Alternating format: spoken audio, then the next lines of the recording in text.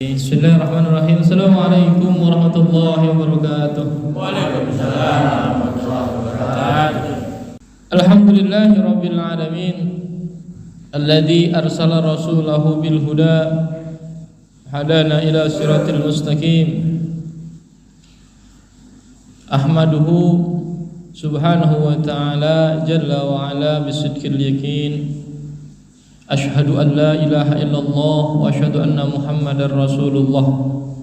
Allahumma salli wa sallim wa karim ala nabiyil Mustafa Muhammad ibn Abdullah wa ala alihi wa sahbihi wa man tabi'al huda wat tuqa ila yaumiddin, amma ba'du. Qala rabbi israh li sadri wa yassir li amri wa hlul 'uqdatam min lisani yafqahu qawli. Allahumma anfa'na bima 'allamtana wa 'allimna ma yanfa'una wa zidna ilman nafi'a. Subhanaka la 'ilma lana illa ma 'allamtana innaka antal alimul hakim. Allahumma faqihna fid din wa 'allimna at-ta'wil bihaqqi Muhammadin wa alihi la haula wa la quwwata illa billah. Hadratal mukarramin wal muhtaramin wal masyayikh wal hujjaj, para hadirin yang dirahmati Allah Subhanahu wa taala, para guru, asatidz, tokoh masyarakat, PRT, DKM dan semua yang hadir kita kumpul selepas melaksanakan salat maghrib berjamaah, mudah-mudahan dalam naungan lindungan Allah Subhanahu wa taala. Amin ya Allah. Alhamdulillah, puji syukur kita panjatkan kehadirat Allah Subhanahu wa taala. Allah yang Maha Ghafur, yang Maha Rahman, yang Maha Rahim. Mudah-mudahan wasilah kita melaksanakan sholat maghrib berjamaah, i'tikaf kita di musala ini dengan rangka talabul ilmi, menjadi wasilah kita menjadi hamba Allah yang bertakwa. Allah ridha dengan kehidupan kita, Allah kasih keberkahan rezeki kita, Allah kasih keberkahan usia kita, Allah berikan sehat wal afiyah.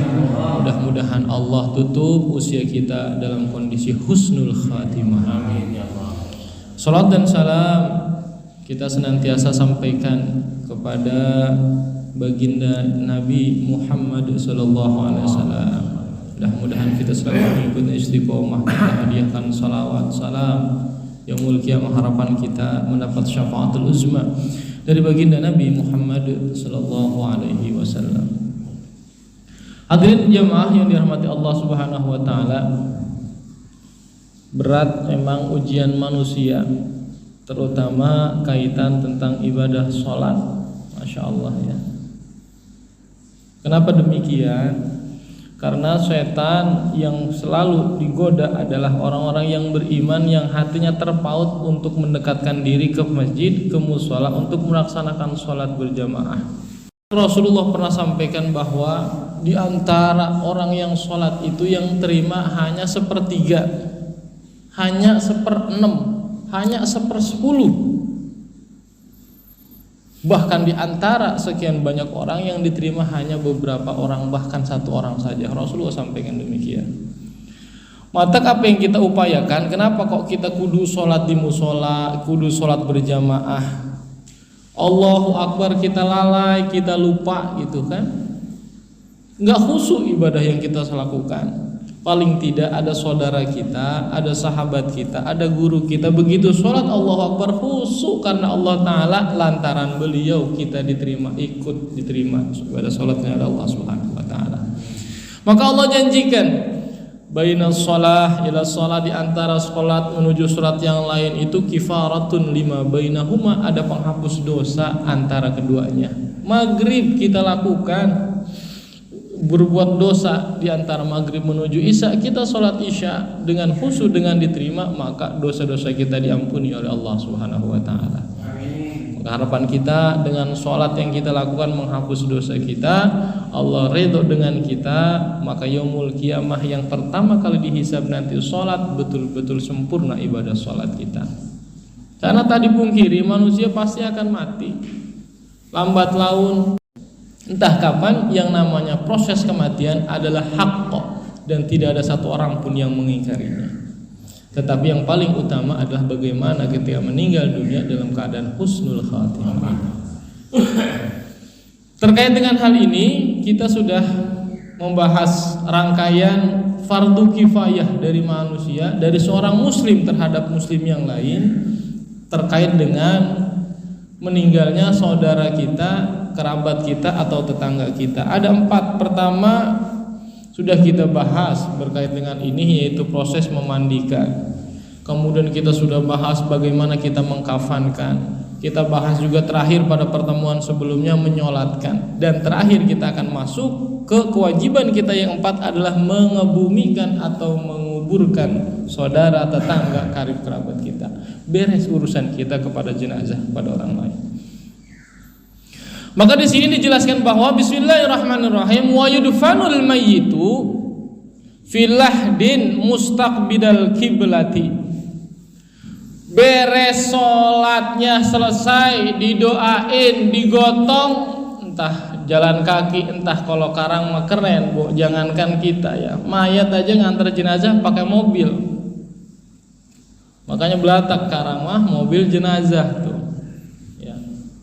Kenapa? Karena udah zamannya udah canggih. Dulu mah dari sini sampai ke ujung Berung itu kan nggak ada yang pakai mobil, pasti dipikul tuh jenazah, dipanggul.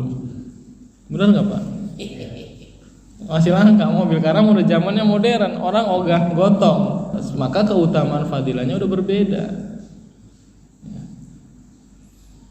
Bagaimana Pak Ustaz, kita mau gotong ya? Kalau mau gotong ya silahkan ya, tetapi ya kalau kita mau naik kendaraan juga ya silahkan juga, gitu kan, memanfaatkan fasilitas yang ada. Nah di sini selesai disolatkan, mana tujuan terakhir? Tujuan terakhir adalah kita selaku tetangganya, selaku saudaranya, selaku orang tuanya, ataupun selaku anaknya, karena orang tua kita yang meninggal umpama. Maka penghormatan kita terakhir sampai mengikuti jenazah ke pemakaman. Itu penghormatan terakhir tuh. Kita sayang sama orang yang ditinggal nih, yang meninggal nih. Maka kalau kita sayang, kalau kita cinta, kalau kita betul-betul menghargai, menghormati orang yang meninggal, antar itu jenazah. Bukan hanya kita nganter doang, tapi nyolatin, beres nyolatin kita antar sampai ke pemakaman. Itu rasa penghormatan kita kepada jenazah. Karena tiada lain dan tiada bukan yang diharapkan oleh jenazah adalah doa kita. Kenapa kok doa? Karena doa yang kita panjatkan, doa yang kita baca itu adalah sebuah hadiah yang amat sangat besar bagi mereka. Laksana seperti kita memberi hadiah barang, memberi hadiah makanan, buah-buahan kepada orang yang hidup. Kita nenteng ke saudara kita, ke orang tua kita, adik kita, kakak kita, famili kita, nenteng tuh kita. Kasih jeruk 1 kilo umpama, lagi musim duku kasih duku 2 kilo. Maka begitu bunganya, bangganya, senangnya tuh orang yang kita datangi. Begitu juga orang tua kita, saudara kita, tetangga kita yang sudah meninggal dunia, kirimin doa, kirimin Fatihah, adalah bentuk hadiah yang kita berikan buat mereka. Senang mereka buat kita. Mereka berdoa yang udah mati, ya Allah, rahmati orang yang mendoakan saya, mudah-mudahan berkah hidupnya. Maka nggak ada cerita orang yang senang mendoakan orang lain, para salafus soleh, para orang tua terutama, hidupnya belangsak, nggak ada. Bahkan survei membuktikan orang manusia kita hidupnya berkah, rezekinya gampang, rezekinya mudah. Lantaran apa? Sering kita mendoakan orang tua kita. Rasulullah, para sahabat menyampaikan, tarku doa lil walidaini yudhikul aisha. Orang yang meninggalkan doa buat orang tuanya akan mempersempit urusan dunianya. Urusan rezekinya berarti serat tuh. Cek berarti kita udah nggak hari ini doain orang tua kita, gitu. Maka habis sholat nggak usah banyak-banyak. Robbi firli wali walidayya warhamhuma kama rabbayani shaghira. Itu udah cukup. Kalau kita kirim Fatihah. Yudfanu fil lahdin mustaqbilal kiblati, dipendem ya, dikebumikan, dikubur ini mayat fil lahdin, di dalam lahat, mustaqbilal kiblati, menghadap kiblat. Benar ya Pak ya? Kita dimanapun lihat saudara, tetangga ataupun kerabat kita nganter ke jenazah, ke pemakamannya, begitu dimasukin ke dalam kubur, itu pasti dihadapkan ke kiblat. Benar nggak? Ya, ini udah satu, udah cocok nih maksudnya ya, udah sesuai dengan syariat. Lahdun itu apa? Bahkan Rasul sampaikan, utlubul ilma minal mahdi ilal lahdi, tuntutlah ilmu ya, minal mahdi, dari buayan, dari kita masih orok, dari masih kecil, ilal lahdi, sampai kita ke liang lahat tuh. Jadi namanya nuntut ilmu mah, namanya ngaji mah nggak ada faktor usia. Saya mau udah usia 50 tahun ogah ngaji dah, udah sepuh umpama, nggak bisa. Tetap usia 60 tahun, saya mau ogah ngaji misalkan, udah tua, nggak bisa. Kenapa? Justru makin tua kita harus senang ngaji, makin tua kita harus getol sholat. Udah entong mikirin macam-macam, entong mikirin kontrakan, entong mikirin masalah makan dan lain sebagainya.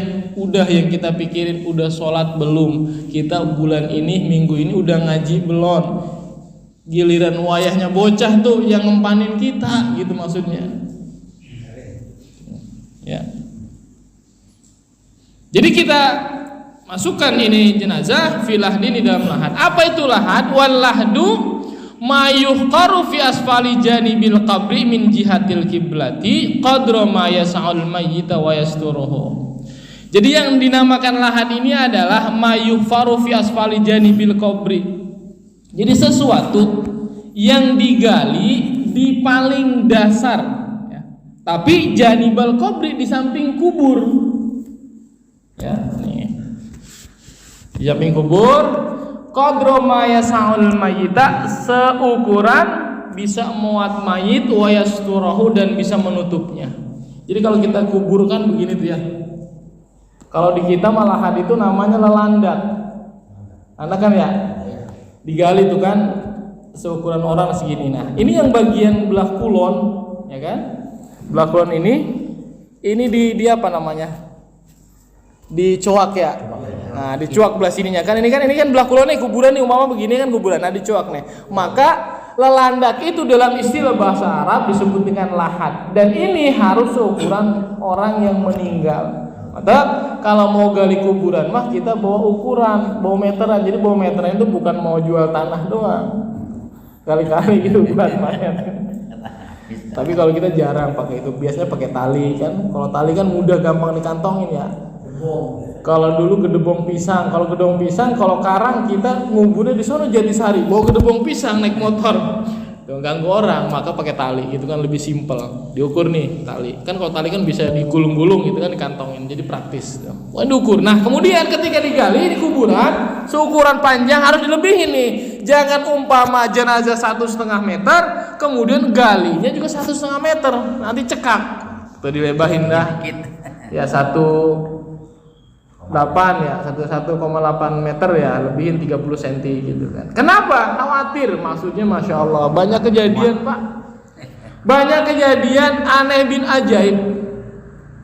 Itu begitu proses pemakaman, orang yang meninggal begitu dimasukin, kan namanya orang gali jenazah, gali kuburan, pasti dilebihin, tinggi 1,5 meter. Ya, biasanya 1,7 atau 1,8 kan dilebihin. Tetapi kadang-kala, mohon maaf, aneh bin ajaib itu kenapa kok kagak muat? Itu namanya lahat ya. Jadi dikubur, ditaruh di lahat, di landak. Menurut orang kita lah, orang Betawi nyebutnya landak, yang seukuran mayit bisa masuk dan bisa menutupinya. Wadafnu fil lahdi afdalu minad dafi fi syiqqi. Jenazah dikubur di dalam lahat lebih utama ketimbang di dalam syik. Syik itu apa? Posisinya dia di tengah. Nih. Kalau di kampung saya jarang pakai lahat, jarang pakai lalandak. Bukan jarang, malah nggak ada. Di mana dia? Dalam bahasa Arab disebut dengan syikun. Syikun itu apa? Kalau kita kubur kan pakai bagian bawah ya. Nih, maka di sini dijelaskan apa itu syik. Syik itu adalah dijelaskan bahwa ayyufara fi wasatul qabri kan nahri. Setelah dari atas dikubur, digali, kemudian kalau bagian bawah udah rata, kalau di kita nih ya, pakai landak kan, ya, itu namanya lahdun. Tapi kalau syik itu adalah di tengah-tengah ini dibuat bangunan kayak semacam kan nahri, kayak semacam selokan. Ada yang udah pernah lihat belum? Jadi dia ayyufara fi wasatil qabri, digali di tengah-tengah kuburan itu kan nahri, wa yubna janibahu wa yudha'ul mayyitu bainahuma. Kemudian nih dari udah segini, kemudian di tengahnya digali, tuh segini. Tujuan apa? Mayit itu, jenazah itu tidak ditaruh di samping, tapi taruh di tengah. Tuh, kalau di kampung saya begitu. Jadi taruhnya di tengah. Kenapa? Karena dari struktur tanahnya berbeda. Kalau zaman dulu tuh di sana itu kalau dibuat landak itu posisi tanahnya suka ambrol tuh. Makanya dia pakai di tengah. Kalau di sini karena tanah merah jadi padat gitu kan, maka mudah untuk membuat lahat, maka dipakai dengan istilah lelandakan. Tapi kalau di kampung saya karena di sawah tanahnya becek dulu mah ya. Walaupun sekarang udah keras juga tetap karena udah tradisi udah biasa, jadi posisinya ditaruh di tengah. Boleh nggak ada masalah. Tetapi berbicara keutamaan antara lahat dengan, kalau bahasa di kampung saya kaca puri namanya. Jadi dibuat udah rata bawahnya, dibuat ke bawah logakan lagi. Ini rata licin banget gitu kan. Buat siapa ya? Buat jenazah. Taruhnya dia di tengah-tengah. Itu satu, karena faktor struktur tanah. Kedua, dulu itu masih banyak binatang buas suka digali. Kalau di pinggir itu gampang, tapi kalau di bawah agak berat, agak susah. Makanya kalau di kampung saya masih proses jenazah begitu dikubur, posisinya ditaruh di tengah. Boleh nggak? Nggak ada masalah, boleh. Tetapi berbicara keutamaan jauh lebih utama lelandak tadi. Wa yusfiqu alaihi bila binin wa nahwi, dan kemudian ditutup tuh lelandak tadi tuh. Kalau bahasa di sini bila banin dengan batu bata. Ah, kalau sekarang susah. Kebanyakan kalau nggak bambu pakai kayu, pakai papan gitu kan, pinggirnya pakai kayu papan. Kemudian yang di tengah juga sama, pakai papan gitu rata. Jadi posisinya naruh papan nggak miring, karena posisi jenazahnya di tengah, maka naruhnya tiduran tuh miring gitu. Kalau di kampung saya gitu ya, boleh silahkan mana aja. Tetapi berbicara keutamaan saya sampaikan tadi bahwa yang lelandakan tadi lebih utama. Wa yudha'ul mayyitu inda mu'akharil qabri. Nih, wa fi ba'din nasi ba'da mustaqbilal qiblah ziyadatun. Nah, mayat itu ketika mau dikuburin, ini anggaplah kuburan udah digali. Mayat begitu datang mau dikubumikan, mau dikuburin, di sini dijelaskan bahwa yudha'u, bila ditaruh itu jenazah, al mayyitu ditaruh itu mayit inda mu'akharil qabri, di ujung kuburan. Kan kalau kita selama ini bawa jenazah begitu datang celok di sini kan, di belah kulon, benar nggak? Jarang ada yang belah wetan, jarang ya? Jarang. Andanya kebanyakan dari sebelah kulon. Tetapi menurut di sini Syekh Abu Syuja beliau menjelaskan bahwa jenazah itu ketika nyampe mau dikebumikan, mau dimasukkan ke dalam kurung, yudhu inda mu'akharil qabri, ditaruh di ujung kuburan di sini posisinya. Tuh. Jadi jenazah itu posisinya di ujung kaki taruhnya, bukan di belah kanan, belah kulon, tapi di ujung kakinya. Supaya kepala duluan. Nah, kenapa kok di ujung sini? Nah, dijelaskan di sini bahwa ketika jenazah sudah taruh di ujung kuburan, di ujung kakinya, kemudian yusallu min kibali ra'sihi aysala birifkin la bi'anfin, dimasukkan ke dalam kubur tersebut min kibali ra'si, dari bagian kepala dulu, birifkin dengan lembah lembut, wala bi'anfin, tapi tidak dengan kasar. Tuh, jadi kalau kita kan biasa di sini lazimnya ya, masukin jenazah itu begitu mau dikuburin langsung tuh bareng, kepala sama kaki bareng, gitu kan? Tapi kalau menurut beliau dijelaskan bahwa jenazah itu ada di ujung kaki nih. Kenapa demikian? Begitu kemudian dimasukin ke dalam kubur, yang dimasukkan adalah min kibali ra'sihi, dari bagian kepala dulu. Dicemplungin kepala dulu, didorong, seret, baru terakhir kaki. Itu begitu. Kenapa kok demikian? Coba cek. Begitu kita lahir ke dunia, anggota badan mana dulu yang keluar dari perut emak kita? Apa? Kepala, tuh kan? Nongol kita ngelihat dunia, bisa ada di dunia ini, hidup sampai sekarang. Begitu brojol keluar dari emak kita, yang keluar kepala dulu. Maka begitu meninggal dunia, mau masuk lagi ke liang lahat, mau masuk ke alam kita, alam kubur, maka yang dimasukin adalah kepala dulu juga. Jadi begitu. Tuh. Terus bagaimana Ustaz? Kita udah biasa kayak begini, nggak ada masalah. Nggak ada masalah, silahkan. Tapi kalau kita mau merubah, misalkan, ya nggak ada masalah. Kita kan cari berbicara keutamaan. Kalau kita mau utama, taruh di ujung kakinya. Masukin pala dulu, tuh baru kaki terakhir, ya. Cuman memang karena nggak biasa nih, romannya rada ribet gitu kan? Kenapa? Karena ya pala dulu kan agak-agak ribet gitu. Beda dengan halnya ketika berbarengan dari badan sampai kaki gitu kan. Jadi nangkepnya juga dari orang di bawah itu gampang gitu kan, begitu tuh langsung. Tapi kalau di kepala dulu, wah nggak biasa gitu kan. Orang jarang gitu kan. Aneh ntar kelihatannya. Padahal secara syariat yang utama seperti itu, ya. Karena apa? Karena kita nyarinya apa? Nyari yang simple, nyari yang mudah, nyari yang gampang gitu. Bukan berbicara masalah kaitan keutamaan.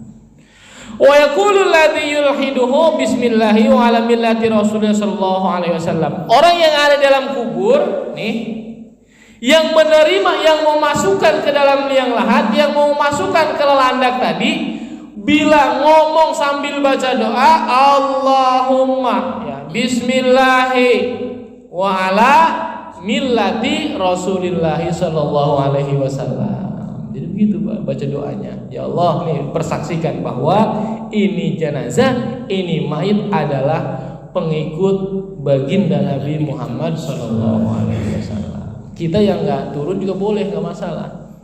Saya pernah diajarin sama kiai saya almarhum almarhum Kiai Ahmad Sawi, itu beliau sampaikan nih kalau lagi ikut jenazah kita nggak sempat di bawah nih, nggak sempat ngucap bismillahi ala millati Rasulillah, ambil aja tanah. Makanya kenapa kok kita bikin bunder tanah tuh, apa sih namanya sih? Ya, ganjelan. Ya buat ganjel tuh. Jadi bukan hanya sebatas buat ganjel doang, ada baca doa. Doanya apa ya? Ini yang dibaca doa. Maka yang kudunya, yang naruh ganjelan ini juga yang ngerti, yang bisa baca doanya tuh. Bismillahi wa ala millati Rasulillah. Taruh bismillahi wa ala millati. Agar apa? Nih, tanah kita omongin secara logika memang nggak bisa ngomong. Kalau kita ngomong sama tanah, ngomong sama yang dibulut-bulutin tadi itu, kita dianggap orang gila. Tetapi di hadapan Allah Subhanahu wa taala, begitu ditinggal oleh kita, dirapatin itu kuburan, nanti dia akan berbicara, akan menolong orang yang menjadi ganjelan tersebut tuh. Mana buktinya kalau barang kayak seperti itu yang mati bisa ngomong? Rasulullah sallallahu alaihi wasallam suatu saat lewat di kuburan dua yang kedua-duanya lagi disiksa. Tapi apa, oleh Rasulullah SAW diambilkan pelepah kurma itu disobek jadi dua bagian. Sahabat nanya heran, ya Rasul, kenapa kok engkau lewat tiba-tiba engkau ambil pelepah kurma ditaruh di kuburan? Apa kata baginda Nabi? Dua orang kuburan lagi disiksa. Satu karena suka adu domba, satu karena kalau kencing nggak pernah cebok, sekalipun cebok nggak pernah bersih. Tuh hati-hati tuh. Kita kalau pakai celana kencing gitu kan, hati-hati kecipratan, air kencing kita kalau udah kecipratan nempel berarti kita sholat najis tuh. Maka di situ hati-hati deh, suatu saat dapat siksa kubur, takut gitu kan. Maka ketika ditanya oleh sahabat, buat apa itu ya Rasul? Lagi disiksa nih dua orang, maka saya taruh ini pelepah kurma, mudah-mudahan selama masih basah ini pelepah kurma bertasbih memohon ampun buat dua orang tersebut. Logika kita nggak nyambung, kenapa kok pelepah kurma yang nggak bisa ngomong ngedoain tuh begitu? Logika kita, kenapa tanah tadi yang nggak bisa ngomong kita bacain doa buat saksi begitu? Makanya kita juga nggak sempat bikin bulat-bulat, kita juga nggak sempat buat ganjilan itu jenazah yang buatnya 5 maupun 7 pokoknya ganjil kan. Kita ambil aja sendiri, pegang tanah kita, ya ambil gitu kan, bacain nama kita Bismillahirrahmanirrahim Rasulullah SAW. Ketika dimasukin tanahnya ke liang ke kuburannya, kita ikut taruh juga tuh. Mudah-mudahan itu juga menjadikan saksi gitu. Keluarga kita kayak siapa, kayak gitu, saudara kita, orang yang kita kenal, orang yang kita sayangi, sahabat kita gitu kan. Kita nggak di kuburan, kita nggak naruh tadi ganjilan yang bulat-bulat tadi, ambil aja tanah gitu kan. Dibaca Bismillahirrahmanirrahim Rasulullah sallallahu alaihi wasallam. Tanah dimasukin, taruh juga ikut dimasukin tuh. Kenapa? Karena kita nggak tahu kan yang naruh kadang-kadang, apalagi kalau di Jatisari umpama, kan yang masuk di dalam itu kan orang yang tukang galinya, kan main naruh aja, nggak ada bacaan doa, nggak bacaan apa, kan nggak tahu. Maka karena kita lihat yang naruh orang biasa, bukan orang yang ngerti agama umpamanya, maka kita yang ngerti ambil tanah. Tuh, bacain doa tadi, Bismillahi wa ala millati Rasulillah, bahwa ya Allah persaksikan bahwa ini hambamu, ini mayit, ini jenazah adalah pengikut Nabi Muhammad Sallallahu Alaihi Wasallam. Makanya tuh yang di bawah tuh 3 orang tuh paling nggak ada yang ngerti dah gitu kan. Kenapa? Karena prosesnya bukan hanya ditaruh begitu aja, dibuka tuh talinya dari kepala, yang di sini, yang di sini, yang di sini, yang di sini, semua dah ikatan itu dibuka gitu kan. Nah, kemudian ada yang menyatakan bahwa kalau sudah dibuka, bukan hanya buka talinya, tapi mukanya juga dibuka, tempelkan ke tanah. Ada yang sampai bilang begitu. Kakinya juga sama, buka, tempelkan ke tanah, gitu kan. Ya. Jadi yang tahu ya paling enggak, walaupun yang di bawah nih nggak paham, nggak ngerti, paling nggak ada ustadz, ada siapa gitu yang memandu, tuh buka talinya tuh gitu kan, ya, taruh itunya tuh. Nah, jadi ada yang ngerti, ada yang ngajarin, ada yang ngebimbing gitu kan. Jangan sama-sama orang buta semua, main kubur aja kayak kucing gitu kan, beda. Ya. Manusia ada aturan maksudnya itu kan, karena manusia mah ada balasan, ya, ada surga, ada neraka buat kita, ya. Maka berbeda dengan binatang yang kayak kucing, mati ya kubur aja begitu aja gitu kan. Kalau kita mah ada aturannya. Bahkan sebelum dikubur, ya, tanah dimasukin, maka kita disampaikan untuk diadzani, azan dulu, Allahu Akbar, diikomatin, Allahu Akbar. Kenapa kok diazanin, diikomatin juga? Begitu sama kita lahir ke dunia, kenapa? Yang pertama kali didengarkan kepada kita adalah azan dan iqomah. Begitu juga meninggal dunia, suara yang terakhir yang kita dengar adalah azan dan iqomah. Mudah-mudahan itu bisa memberikan pertolongan kita nanti di alam kubur. Amin. Ya. Jangan kata orang sebelah, nggak boleh itu mah bid'ah gitu kan. Nggak boleh itu mah nggak ada janji sama Rasul. Ya.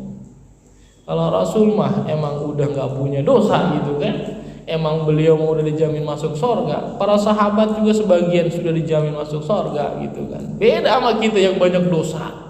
Beda sama kita yang suka lalai, jarang melaksanakan sholat tepat waktu, kadang sholat di rumah, jarang berjamaah, banyak dosa dah kita mah. Maka yang kita inginkan adalah doa-doa dari orang yang cinta sama kita. Tuh, ya.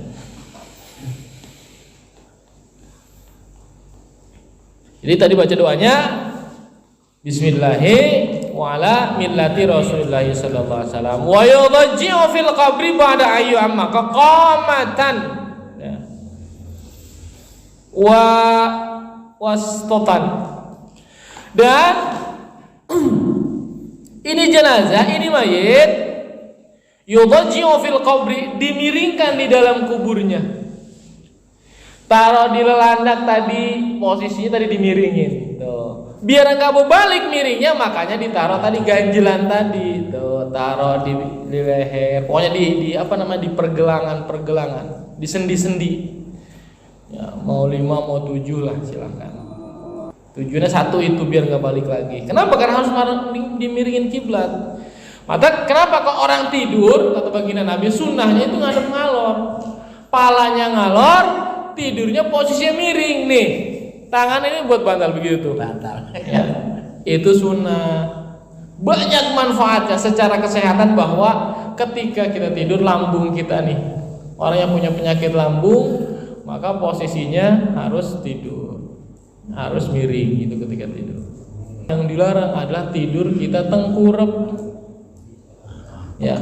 Jadi jangan tengkurap kalau tidur. Kalau ngelihat anak kita nih masih bocah, masih kecil, tidur nih, kondisi tengkurap, kita miringin. Kalau nggak bisa miring, ya paling kita telentangin. Jangan sampai sesekali kemudian kita tidur dalam kondisi tengkurap. Dimiringin tuh, baik di lahat tadi ya, di landak tadi ataupun yang di tengah tadi, posisinya pokoknya jenazah harus miring, nggak boleh posisinya di apa namanya, telentang gitu kan. Nah, ditaruh di kubur. Seukuran apa? Seukuran ba'da ayu amma qaqamatan, seukuran kuburan itu orang berdiri. Seukuran orang berdiri wasatotan dan bisa melambai. Jadi jangan sampai kita tingginya nih 1,5 tambah tangan 2 meter. Jadi ketika nanti jenazah dimasukin, kita nggak kepegang jenazah. Jadi seukuran segini aja nih orang berdiri gitu kan, yang bisa tahan lambai bisa ngambil jenazah. Terlalu apa namanya? Enggak dalam gitu kan juga nggak boleh. Kenapa nggak boleh? Takut ada binatang buas, ada anjing, ada serigala, digali gampang gitu kan. Terlalu dalam juga nggak boleh. Kenapa nggak boleh? Ribet ketika masukin jenazah ke kuburnya. Tuh. Kecuali pakai keran, dikerek gitu kan. Ya, pakai tambang gitu kan, kayak model covid gitu kan. Boleh mau dalam ya. Tapi kalau secara sederhana, sukun orang berdiri ya segini, ya sedada lah. Ya. Wa yakunul idja'u mustaqbil kiblati ala jambihil aiman. Jadi posisi miringnya itu menghadap kiblat, miring di perut sebagian sebelah kanan. Berarti begini kan? Ya tetap palanya sebelah ngalor, berarti perut yang bagian kanan. Falau dufina mustadbirul kiblah au mustalqiyan, jika sekiranya lupa orang yang ada di bawah tadi nggak paham, nggak ngerti gitu kan. Jenazah namanya udah masuk aja, biarin begitu aja. Posisi bagaimana? Mustadbiral kiblah, membelakangi kiblat gitu kan. Kebalik gitu kan. Jadi kan nggak tahu gitu kan.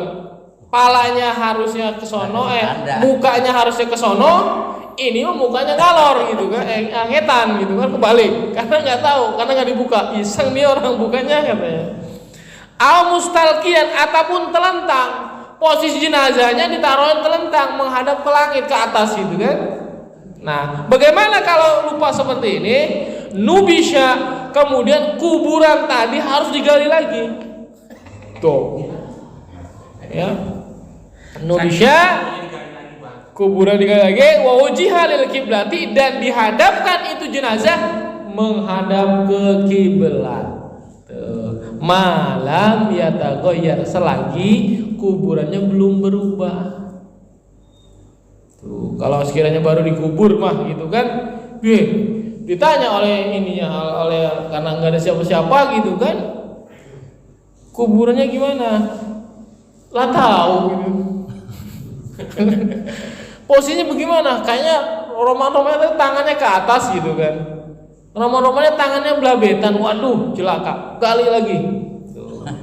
Harus tetap menghadap kiblat. Jadi kudu digali. Maka harus hati-hati. Maka pentingnya di situ ada orang yang paham, ada amil, gitu kan. Ada yang ngerti, ada yang ngeliatin gitu. Ya. Ini memang jebrus aja udah. Jebrus gitu ya. Jadi ada aturan. Ya. Kemudian setelah beres tuh kan dihadapi di kiblat, taruh ganjel, taruh papan, nah baru ditaruh. Ini kan. Wa yustahul qabru wala yusnamu, dimasukin tanahnya ke lubangnya, ya ke kuburannya, ke lahannya tadi terus gitu. Nah di sini dijelaskan yustahul qabru, kemudian nah kuburannya itu yustahu harus diratakan. Kalau aturan di sini ya, wala yusnamu, dan juga tidak boleh dibentuk kayak seperti punuk onta. Kalau di kita kan munggul ya kayak punuk onta ya. Nah, kenapa kok kita kayak punuk onta? Nih, ini ada ilmunya mungkin ya. Kenapa? Karena kan kita dari pintu orang dulu ya. Coba apalagi model tanahnya tanah merah. 2 hari kayak kena hujan, itu tanah melepas nggak? Masukkan ke dalamnya. Kenapa? Karena munggul doang dia. Makanya kalau di kita kuburan itu kan munggul. Kenapa munggul? Karena bentuk tanahnya gitu kan. Begitu kena hujan, apa kalau tanah merah kan orang pada masuk. Makanya dibuat munggul. Nih. Kalau pertama ketika kita menguburkan jenazah munggul wajar. Kenapa wajar? 1, kelebihan tanah. Kedua, tanah itu begitu kena hujan lama-lama akan mebes ke dalam itu. Makanya dibuat munggul. Kalau sudah mebes, kalau sudah masuk itu tanah, maka jangan kita munggulin lagi. Tuh, di situ yang nggak boleh. Kalau dari awal mah silahkan, nggak ada masalah. Kenapa? Karena itu tadi tanah kan akan terus padat kena hujan gitu kan. Pakai musim hujan kayak begini gitu kan. Kempes lama-lama. Kempes, iya. Maka dengan Jadi munggul rata itu lagi. biar rata. Kalau sudah rata, udah biarin, jangan kita munggulin lagi. Kenapa? Nggak boleh hukumnya kita memunggulkan tanah seperti punuk unta. Wala yubna alaih wala yujassasu. Nah juga la yubna nggak boleh dibangun. Wala yujassasu nggak boleh dicat biar bagus kuburan dicat. Ya. Kenapa yukrahu tajsisuhu? Makruh hukumnya mengecat membangun kuburan. Nah, kenapa kok dalam kaitan seperti ini ulama sepakat, jumhur ulama semua bahwa kuburan kalau dibangun hukumnya makruh. Hukum dasarnya semuanya. Imam Malik, Imam Hambal, Hanafi, Imam Syafi'i itu semua bilang makruh. Tuh. Tetapi kemudian ini ada berbeda pendapat. Imam Hanafi beliau sampaikan kalau yang dikubur itu bukan orang sembarangan, ulama, para wali umpama, ya dikasih tanda dibangun gak ada masalah, silahkan. Menurut Imam Hanafi. Imam Malik, Imam Syafi'i hampir sependapat. Kenapa? Kalau seseorang dimakamkan, seseorang dikuburkan di tempat umum, dibangun nggak boleh. Bahkan hampir jatuh menurut Imam Malik kepada hukum haram. Tuh. Kalau di kuburan umum, kenapa? Karang itu dibangun di batu gitu kan. Giliran kita mati kagak ada tempatnya. Tuh. Benar nggak? Makanya kenapa kok dikatakan demikian? Kecuali menurut Imam Syafi'i, menurut Imam Malik disampaikan bahwa kecuali kalau kuburan ini punya pribadi. Makam punya sendiri, makam keluarga umpama. Ini kita sengaja nih beli nih makam keluarga, dibangun silahkan, nggak ada masalah. Tuh. Tetapi kalau sudah makam umum, nah ini yang nggak boleh. Sekarang mah walaupun makam umum juga kita beli kan, mahal lagi. benar nggak? Malah mahal lagi gitu kan?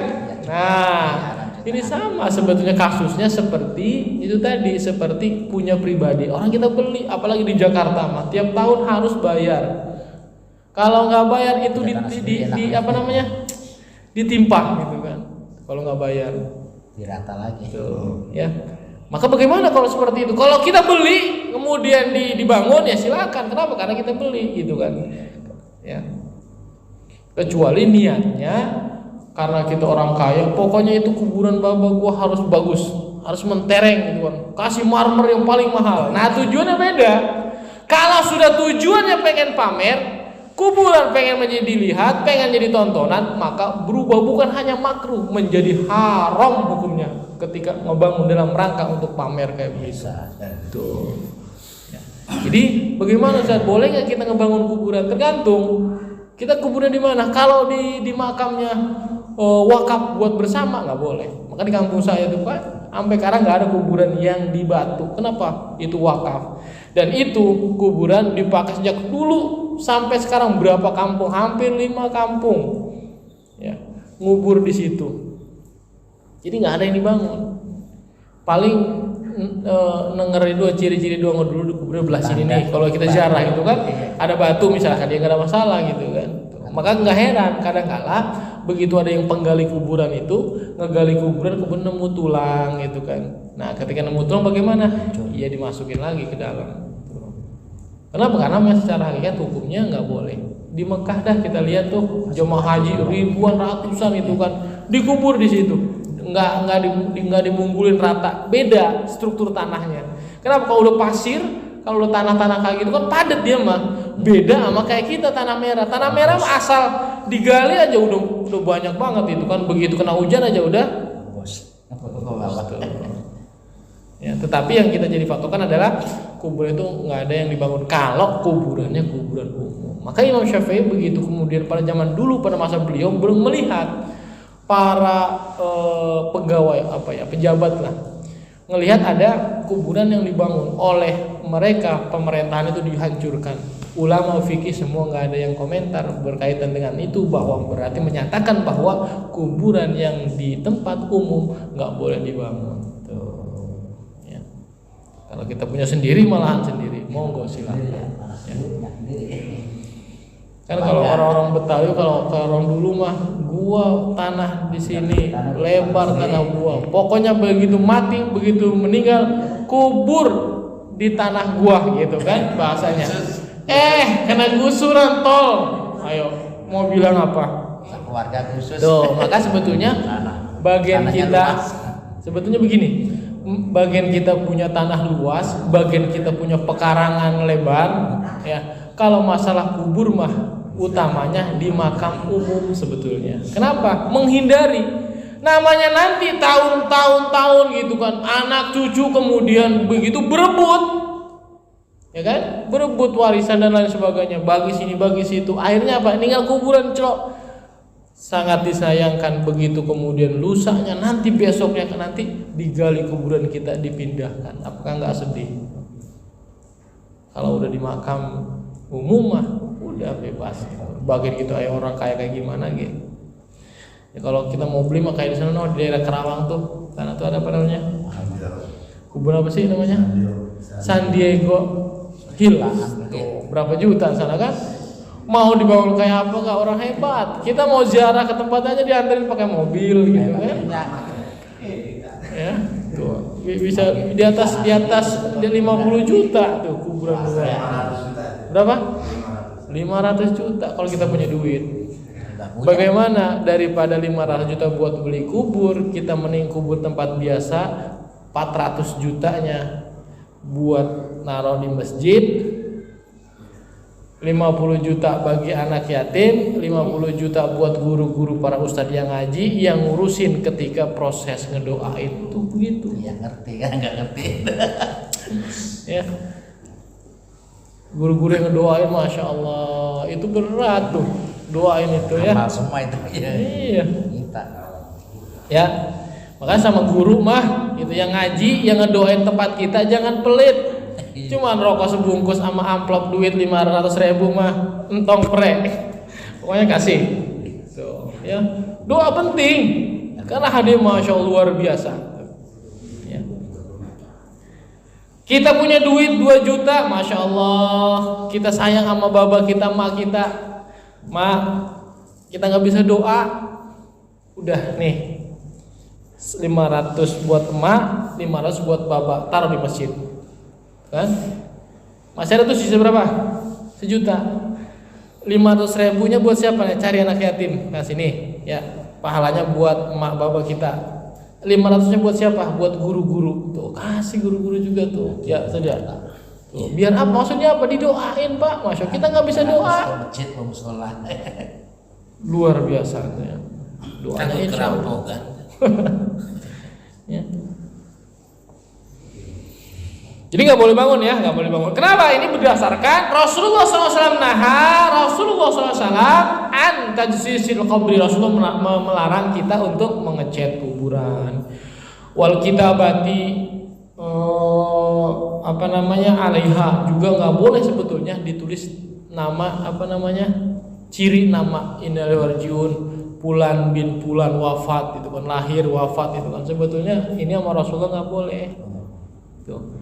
Kalau kita belajar ta'limul muta'alim, kitab ta'lim muta'alim tuh salah satu orang yang menyebabkan bebel, lupa ingatan, cepat belajarnya itu cepat masuk tapi cepat lupa, gampang lupa. Kenapa? Salah satunya suka baca-baca tulis-tulisan di kubur.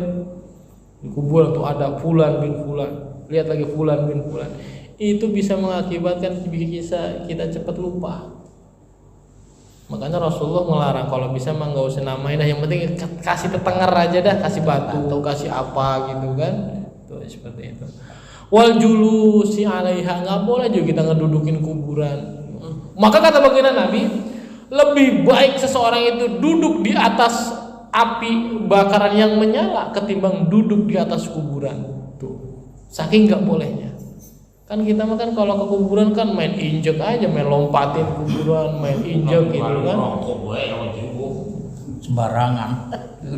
Karena ada aturan kan, kita masuk kubur juga harus baca doa gitu kan, ada aturan ya. Wal bina'i 'alaiha, Rasul juga melarang untuk membangun kuburan ya. Maka karena hukum makruh tadi dasarnya udah jelas, semua ulama sepakat ya, dasar awal kita ngebangun, ngecat, kemudian naruhin nama ya di dalam kuburan itu hukumnya adalah makruh. Bahkan kalau kita niatnya sombong tadi, lebih kepada haram perkaranya ya.